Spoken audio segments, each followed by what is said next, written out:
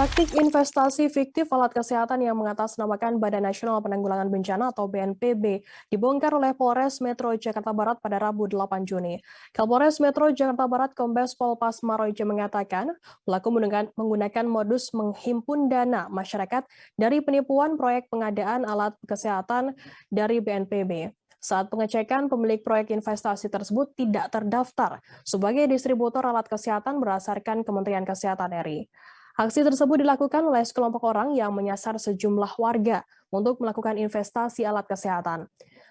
Alat kesehatan tersebut yakni berupa alat tes antigen COVID-19, masker, alat pelindung diri, dan lain sebagainya. Pasma mengatakan pelaku membuat status di media sosial mengenai adanya investasi di beberapa rumah sakit pemerintah. Pelaku mempromosikan investasi tersebut di WhatsApp hingga Instagram.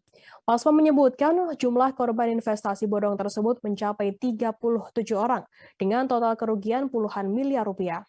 Ada 6 tersangka yang sudah diamankan oleh pihak Polres Metro Jakarta Barat, yakni berinisial YG 37 tahun, YD 41 tahun, NH 33 tahun, RE 41 tahun, SK 43 tahun, dan AS 31 tahun memiliki peranan berbeda saat beraksi. Pasma mengatakan YF dan YD memiliki peran sebagai marketing atau mencari korban. NH berperan sebagai penampung uang korban atau admin di perusahaan investasi fiktif tersebut. RE berperan sebagai Direktur PT RBS SK sebagai komisaris PT RBS dan AS Direktur PT SM yang mengalirkan uang korban untuk digelapkan. Akan kami tampilkan Tribuners wawancara dari Kapolres Jakarta Barat Kombes Pol Pasmaroja. Berikut liputannya untuk Anda.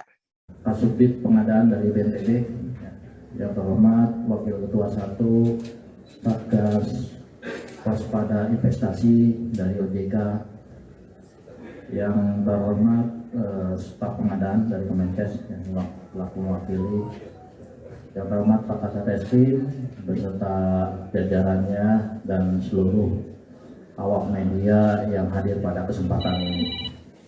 Alhamdulillah, pada kesempatan ini kita melakukan press release yang dilaksanakan oleh Satreskrim Polres Metro Jakarta Barat terkait pengungkapan kasus investasi fiktif suntik modal alat kesehatan, yang mana modus kesehatan ini yang dilakukan oleh para pelaku secara bersama-sama dengan melawan hukum, menghimpun dana masyarakat dengan dalih penipuan investasi proyek pengadaan alat kesehatan dari BNPB, yang faktanya proyek tersebut fiktif dan tidak pernah terdaftar sebagai distributor alat kesehatan dari Kemenkes RI. Dengan dasar pengungkapan ini kami sudah menerbitkan dasar laporan polisi LPB 23 tanggal 7 Januari 2022 dengan perkara persangkaan pasal 378 KUHP dan atau 372 KUHP.